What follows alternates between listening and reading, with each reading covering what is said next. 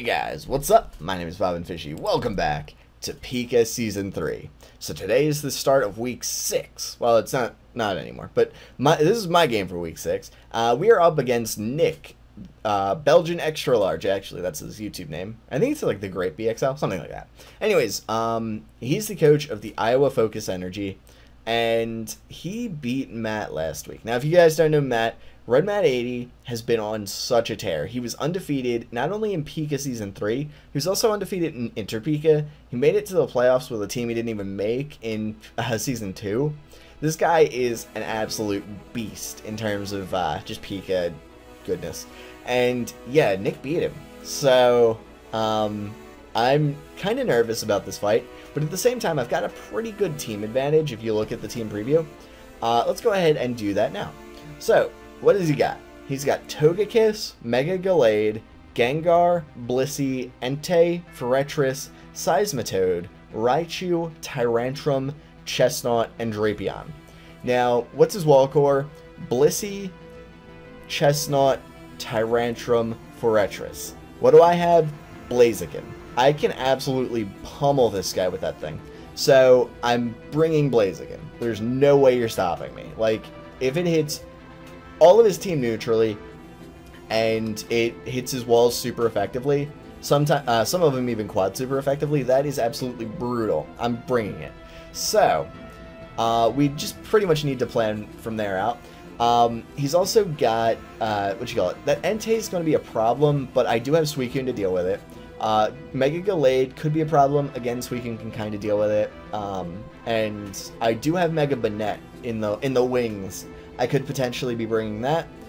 His Togekiss is... Hexkiss could be a really annoying thing, but I do have two electric types that are probably going to keep that at bay, so I figured I wouldn't be saying that. He does have Raichu, which has, Lightning Rod. That could be annoying. But I can... If I do enough damage to it, it doesn't have recovery, so if I can keep its Blissey from, like, Wish Passing or anything, we're good on that front. Drapion could be an issue because it can get like T-Spikes and stuff, although I do have Nidoqueen to absorb T-Spikes. He's got a lot of hazard stackers actually, so I'm going to have to be wary of those. It's going to kind of mandate that I bring Claydol because he's got all forms of hazards in Forretress. He's got Rocks in Seismitoad, Spikes in Tyrantrum, and Spikes and Toxic Spikes in Drapion. Rocks in Tyrantrum, Spikes in Chestnut, and then Spikes and T-Spikes in Drapion. Basically, he's got a lot of hazard setters. So I'm going to need to bring Claydol. The rest of his team, honestly, like, I just have a good matchup overall. So, let's go ahead and check out team preview and see what we brought. So I brought Nidoqueen, Jirachi, Blaziken, Rotom, Mo, Cut, whatever. I don't actually know whether it's Cut or Mo. Suicune, and Claydol. Now, let's go over my sets real quick. Claydol is, it's kind of a weird set. It's basically specifically for Nick. He's got his Seismitoad, and the best opportunity Seismitoad's going to have to come in is going to be against something like Jirachi or Claydol. And he can just kind of like do what he wants. If this is offensive Seismitoad, basically I have my Claydol EV'd to outspeed, max speed Seismitoad and hit it with a Grass Knot. Grass Knot. Which does heavy damage to it. Also I have Psychic, Rapid Spin, and Explosion. Explosion because I wanted to have a way to get a free switch in for my Blaziken. So that's kind of the idea there. Yeah, generally speaking, it's going to be pretty good. Item is actually the Water Resist Berry, which I don't know the name of.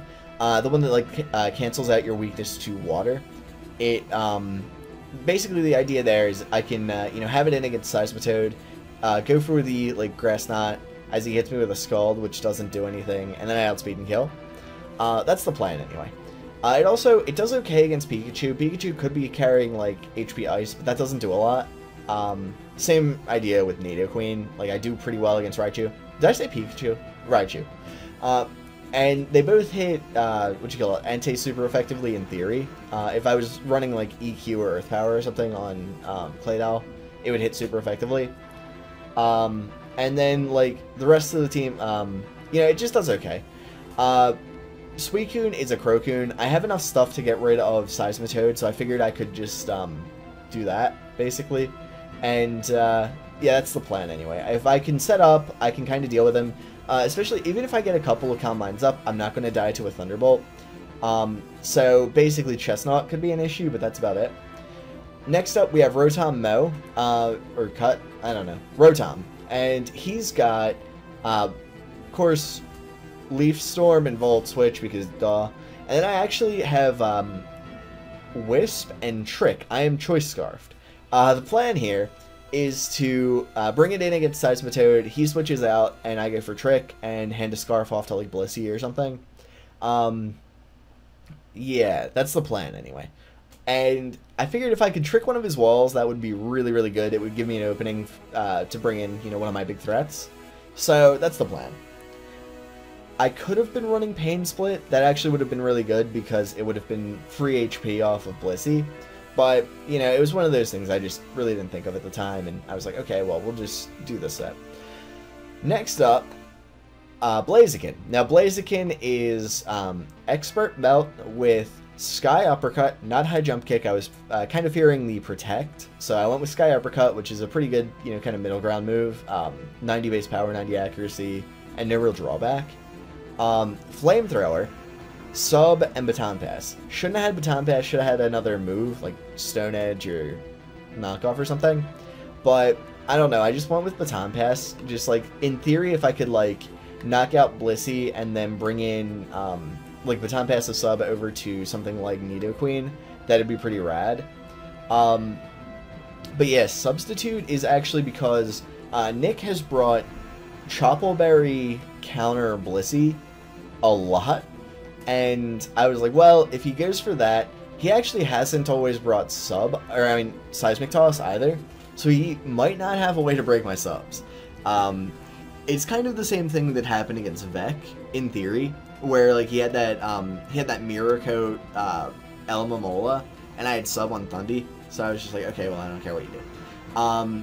But yeah, anyways, yeah, Blaziken is going to be good for that, and yeah, I kind of don't use him as well as I would like to in this battle, but he definitely still really like he kind of dictated how Nick planned his team, and that at least was allowed me to kind of have some openings. Anyways, next up we have Jirachi. Now, I was fearing the Entei, but at the same time, I did have the Suicune for it, and Jirachi with, like, Wish, Protect, U-Turn, and Iron Head, I thought that would be pretty useful. Iron Head was just kind of generic stab, and it can hit fairies. Protect and Wish, they're self-explanatory. And U-Turn, if I get a Wish up and U-Turn out on something, I could, you know, potentially get some health back on Nidoqueen, Blaziken, Rotom, whatever. I figured that would be pretty good. And then, last up is Nidoqueen. Nidoqueen has my rocks. Of course, I had to have rocks on something. But yeah, Nidoqueen has rocks with Sludge Wave, which was kind of to hit, like, Togekiss and pretty much everything, honestly. And, you know, like the Chestnut. Yeah, it does good damage. Earth Power, which does really good damage on most stuff, and Flamethrower, which is basically just there for 4E, who I think I ended up, like, not needing it at all, but it was there. So yeah, anyway, that's my team. And Nidoqueen is physically defensive with a little bit of special attack and Black Sludge. I've been bringing that set a lot. I think it's pretty good. I might run, like, a more offensive one at some point or another, but I like this set for now. Anyways, what does Nick have? Well, he's got Raichu, Seismitoad, Forretress, Blissey, Chestnut, and Entei. Now, what does that mean for me? Well, it means if I can beat up his Seismitoad enough, Blaziken can do a lot of damage. If I can get rid of his Entei, or if I can keep rocks on the field, Entei really can't do a lot. He's only got the one spinner and no defogger, so I can keep offensive pressure on his Forretress and just not let it spin, and I can keep rocks on the field. Raichu could be an issue. He comes up with some creative sets for that a lot, so I was kind of worried about that, but at the same time, I do have, you know, Claydol and Nidoqueen who aren't going to take a lot of damage from HP Ice. Same with my Rotom, if I can, like, hit it with a, Leaf Storm or whatever. I can do some pretty big damage to it. So that's the plan. Then the rest of the team is, yeah, pretty weak to Blaziken, and then, did I say Entei? Suicune walls it, and I can just hit it with a lot of moves. I pretty much have something to hit it on most of my guys, and at least, even though Claydol doesn't actually have Earthquake or Earth Power, he doesn't know that, so he might be predicting it. Anyways, we're going to go ahead and hop right on over to the battle, and we'll see how it went. So, Nick leads off with his Seismitoad. I'm going to go ahead and lead off with my Rotom. That's pretty much my best lead here. And I'm just going to go for some nice trick action. I thought he would switch out, honestly. I thought he would be seeing like a Blissey or something. But anyway, I pick up a Rindo Berry. I had to look up what that does. It's the, it's like a Chople Berry, but for grass. Just removes your weakness. But he's quad weak, so it doesn't hurt. Like, you know, it'll still be weak. Anyways, he goes into his Blissey. As I go for a Wisp, I figured that would kind of be a good option generally. You know, just something that I could do as a, you know, like middle of the road move. Anyway, now Volt Switch is super obvious, but it's still something that's worth doing for me. So I just go Volt Switch as he goes into his Raichu and gets a Lightning Rod up. Now, that's annoying, but it's not the worst thing ever. I do still, like, you know, Rotom is quad resistant to, Electric, and HP Ice doesn't have amazing base power. So I can eat one and go for some nice Leaf Storm. And now we know it's HP Ice because nobody brings HP Fire, especially when, you know, I've got, like, Nidoqueen and Claydol. So I'm going to go into Jirachi, assuming that it's HP Ice, and it is, so that's good. Now, unfortunately here, he's still taking Life Orb damage. I go for a Wish here, as he goes for a, ready for it, knock off, crits me, and I die. So, that's unfortunate. He does still Life Orb, but yeah, that's super unfortunate for Jirachi. I would have probably lived that, you know, Raichu doesn't have amazing physical attack, even with the Life Orb. I did have Bulk, so, you know, these things happen. Anyways, we go into Claydol, he goes into his Seismitoad. I'm predicting the, Sclad, but, so I just go Grass Knot, because I'm like, okay, well, I can just resist you. But he goes Toxic. Now, that's kind of cool for me, because that means, I know he's Scarfed, so I can just go Rapid Spin, and, you know, just do my thing. Get rid of those rocks on my side of the field, and ideally, we can prevent them from coming back. So that's what I do as he goes into his Fori. And I take some Rocky Helmet damage there, but that's okay, because that means he's not got leftovers, which means that I can, when I blow up, or eventually, I can go into Blaziken, and he won't have Sturdy, so that's good. So yeah, anyways, Nidoqueen comes in, and as he sets up some spikes, now he's going to go ahead and switch out as I go for the Earth Power. Earth Power is pretty obvious. He really only had, Blissey to switch in, and Blissey can't really stop me from getting up rocks, so that's the plan. And the idea is, if I can keep up enough offensive momentum, you know, offensive pressure on him, he's not going to be able to spin. So he goes S-Toss, it doesn't do much, and I'm just going to go ahead and switch into Claydol here. Now, I'm going to, you know, kind of like feign the, the Rapid Spin or whatever, and I'm just going to explode on him. He goes Soft-Boiled as I switch in, which is fine. So now I'm just going to blow up. I figured that would be a good option. It would just give, like, 4E switch is pretty obvious, but at the same time, I can just, you know, get a free switch into my Blaziken.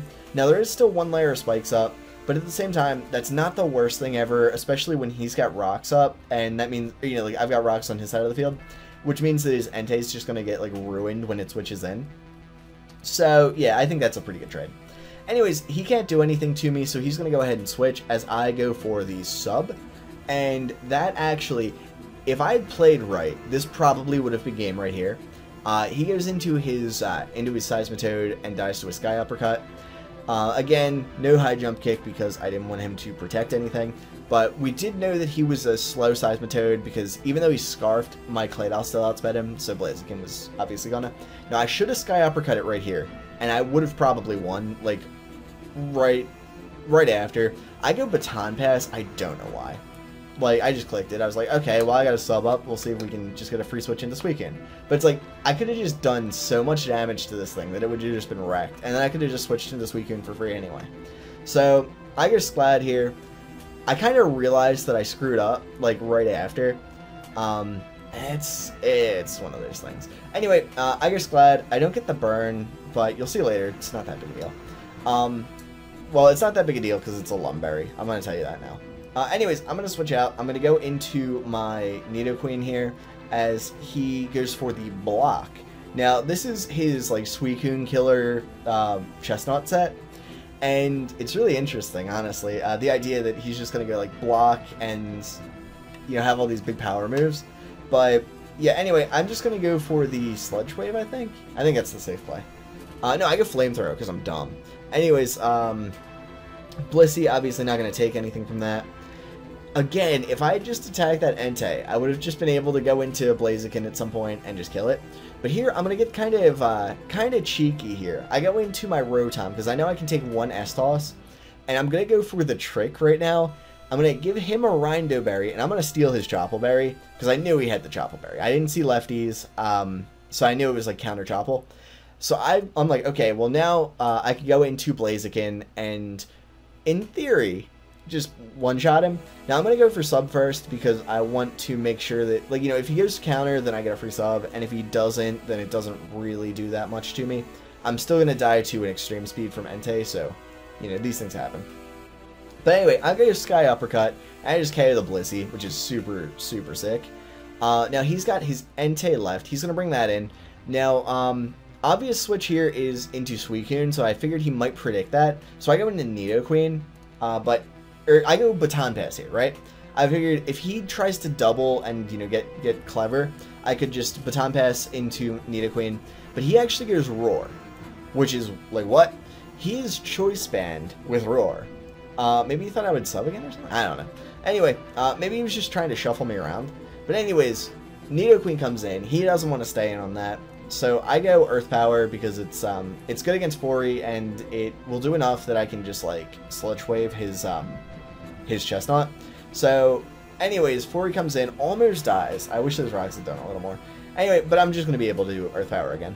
So that's going to put his Entei at, like, 1% when it switches back in. And it's also going to mean that, so, like, kind of Chestnuts is, like, last really good, you know, option here. So Entei's going to come in. Oh, wait, no. He's at 26%. That's right. Sorry. I'm getting a little ahead of myself. Anyway, I go into Suicune, or no, I go into Blaziken here, sacking it off, because I figured he might try to predict my switch into Suicune. Yeah. So that was kind of the reason I did that. But unfortunately for me, he just goes Sacred Fire and kills me. Which is fine. I can go, well, actually, it's not fine. It's very much not fine. Suicune comes in, and I go for Sclad, because I was like, well, okay, I can just do that. He goes into his Chestnut, and I get the burn this time. But the Lumberry happens, which is fine. So, yeah, anyway, I gotta deal with this. And I don't really have anything on Suicune for it, so I gotta switch. And he goes for, this is probably a misplay on his part, and it ends up really, really costing him. I switch into Nidoqueen, as he goes for a Super Fang. But Super Fang doesn't have perfect accuracy. He ends up missing it. And that matters a lot, because right here, he goes for Wood Hammer, and it does more than enough to hit me. And so if he had either not missed his Super Fang or just gone Wood Hammer, he would have been able to KO my Nidoqueen. Instead, I'm just going to be able to hit him with the Sludge Wave, and that's pretty much a wrap, unless he has something to do about it. But yeah, if he had not either gotten unlucky or, you know, just gone for that, the other thing, he'd have been good to go. In the same vein that, like, if I had gone for Sky Uppercut and just done a lot of damage to this stupid Entei, I would have been good to go. But, oh well, things happen. Anyway, we luck out and we get a 1-0 win. Definitely luck. Like, this was not, you know, like, me being amazing. Which is unfortunate, because I like it when it's me being amazing. But, unfortunately, that's not how this one went. But we do pick up a win, so we're now 5-1. And, yeah, that's pretty good. Our differential is plus 13, so we are still in the lead for our division. But Dom can potentially take it over if he, like, 6-0s his opponent this week. So hopefully he won't, for me. I mean, he's a cool guy and all, but no 6-0 your opponent, Dom, don't do it. But yeah, anyways, so that's this week. It was a weird battle that I should have won really easily and ended up almost losing if it weren't for some hacks. But you know what? I'm not gonna complain. Nick can complain. I don't mind. But yeah, that's gonna be it. Anyways, guys, I hope you enjoyed. I will see you in the next video. Later, guys.